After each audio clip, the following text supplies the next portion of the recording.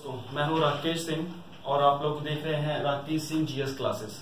ये हमारा YouTube channel है जो कि समर्पित है जीएस की प्रिपरेशन के लिए। ये खास तौर से लाभकारी बनाया गया है इसको, जो विशेष रूप से यूपी पीसीएस के लिए प्रिपरेशन कर रहे हैं लोग उनके साथ। तो ज्यादा समय ना लेते हुए मैं आप लोगों का और आज के जो मुद्दे हैं उस पर बात करता हूँ। आज की हमने एक छोटी सी वीडियो बनाई है ये करंट अफेयर्स को लेके। करंट अफेयर्स कितना इंपॉर्टेंट है इसके विषय में मुझे आप लोगों को बताने की आवश्यकता नहीं है। खैर चलते हैं। पहला पॉइंट लिखा हमने, दादा साहब फाल्के अवार्ड। अभी हाल ही में दादा साहब फाल्के अवार्ड की घोषणा की गई है और जो कि दिया गया है के विश्वनाथ को। तो इस वर्ष का दादा साहब फाल्के अवार्ड किसे गया है? के विश्वनाथ। रूटीन क्वेश्चन है, लगभग आता है और फिल्म जगत के क्षेत्र में मिलने वाला ये सबसे बड़ा पुरस्कार है, दादा साहब फाल्के पुरस्कार के विश्वनाथ। नेक्स्ट है साउथ एशिया सैटेलाइट लॉन्च। अभी आप लोगों ने मन की बात में भी सुना होगा मोदी साहब के कि साउथ एशियन कंट्रीज का एक सैटेलाइट लॉन्च करने की बात हुई और ये 2014 का जो सार्क का समिट हुआ था, ये बात उसमें उधर के आई थी कि सार्क के जो देश हैं उनका कोई अपना सैटेलाइट हो, कुछ देशों का अपना एक सैटेलाइट। उसमें भारत सरकार ने इस पे आगे बढ़ी और इस पे अमल किया है और पाकिस्तान को अगर हम एक्सक्लूड कर दें, हटा दें, तो जो बाकी के सार्क के 7 देश हैं उनका एक अपना सैटेलाइट छोड़ा जाएगा इसरो के द्वारा 5 मई को। उस सैटेलाइट का नाम होगा GSAT-09। GSAT-09 जो कि इसरो के द्वारा छोड़ा जाएगा और इसके दौरान आने वाले खर्च का पूरा वहन भारत सरकार करेगी। और एक इसमें किन किन देशों को फायदा मिलने वाला है? सार्क के सभी देश सिवाय पाकिस्तान के 7 देश भारत को मिला के, और ये छोड़ा जाएगा 5 मई को इसरो के द्वारा। अगला पॉइंट है डीजी यात्रा। DG means digital. ये वर्ड आप देख रहे हैं कि कंटिन्यूसली हमारे गवर्नमेंट की थीम लाइन बन गई है, टैग लाइन बन गई है।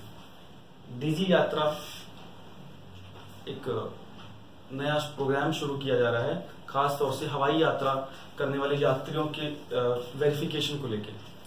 इसके अंतर्गत अब जो हवाई यात्रा के लिए जो यात्री हैं उनका वेरिफिकेशन वो पेपरलेस होगा और इसके लिए यूज किया जाएगा उनका आधार नंबर, मतलब यूआईडी के को लिंक करके जो भी डिजिटल वेरिफिकेशन का प्रोसेस अपनाया जाएगा और इस प्रोसेस का नाम दिया गया है डीजी यात्रा। ये प्रोसेस बिल्कुल पाइपलाइन में है और जल्द ही इसकी घोषणा होने वाली है। अगला है उड़ान। उड़ान अभी आप लोगों ने कुछ दिन पहले ही ये शब्द सुना, उड़ान, और इसका अर्थ ही होता है उड़ना। आकाश में कोई पक्षी उड़ रहा है निश्चल मन से। उड़ान बेसिकली एयर कनेक्टिविटी इंप्रूव करने के लिए देश में भारत सरकार का एक क्रांतिकारी कदम है, जिसके अंतर्गत पहले चरण में ही भारत सरकार 70 एयरपोर्ट्स को देश के आपस में लिंक करेंगे ताकि ज्यादा से ज्यादा लोग हवाई यात्रा के दायरे में आ सके।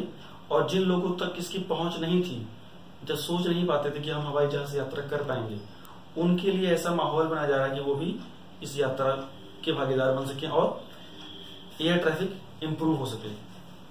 इसके लिए भारत सरकार ने कैपिंग की है कि अब 1 घंटे से कम समय की जो भी यात्रा होगी उसके लिए अधिकतम किराया 2,500 रुपए ही कोई कंपनी वसूल कर सकती है। अर्थात 1 घंटे तक की हवाई यात्रा अब मात्र 2,500 रुपए, मतलब 2,500 रुपए से ज्यादा की नहीं हो सकती है।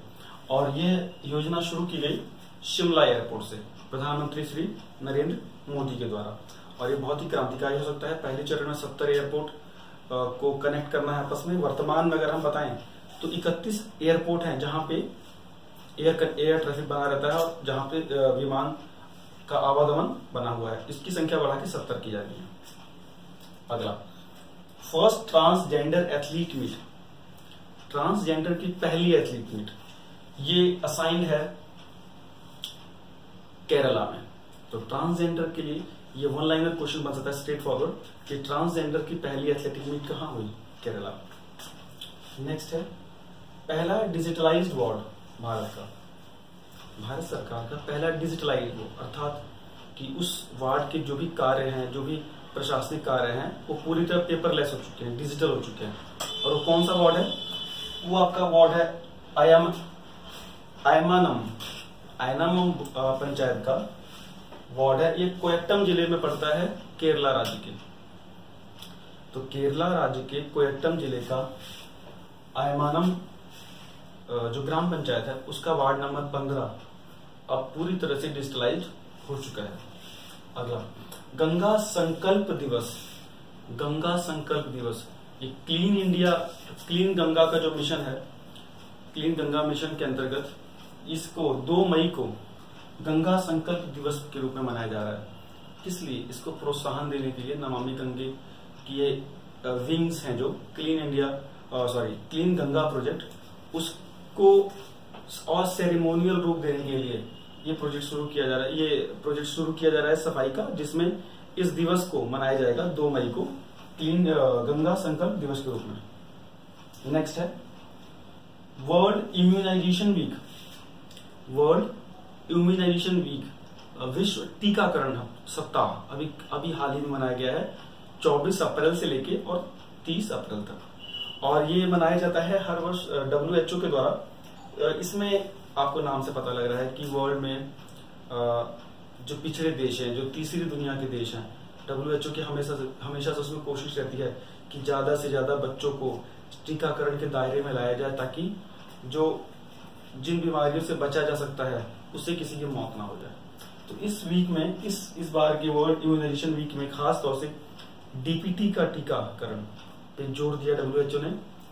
DPT के टीकाकरण के लिए 1.2 बिलियन बच्चों का टारगेट है इस वर्ष WHO का, कि उनको टीकाकरण प्रोवाइड कराया जाएगा। तो वर्ल्ड इम्यूनाइजेशन वीक कब से कब तक मनाया गया? 24 अप्रैल से लेके 30 अप्रैल तक। ये वीडियो मेरा एक सांकेतिक वीडियो था, एक छोटा वीडियो था, आप लोगों तक पहुंचने के लिए पहला मेरा कदम था। उम्मीद है आप मुझे सराहेंगे। मेरी कमियां जरूर बताइए मुझे, मैं इसमें क्या क्या सुधार कर सकता हूं, मुझे किस तरह से आगे बढ़ना है। और एक चीज मैं क्लियर कर दूं आपको कि इस चैनल पे आपको क्रमवार तरीके से सारे विषयों की अच्छी जानकारी दी जाएगी और व्यवस्थित जानकारी दी जाएगी।